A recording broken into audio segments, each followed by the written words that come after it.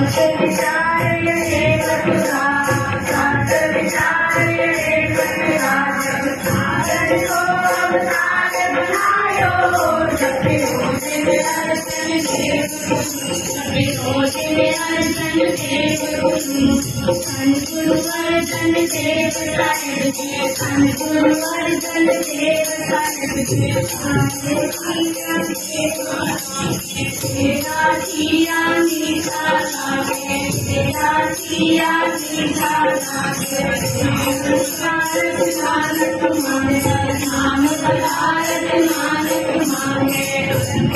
अर्जन देव साहिब जी धन गुरु अर्जन देव साहिब जी धन गुरु अर्जन देव साहिब जी धन गुरु अर्जन देव साहिब जी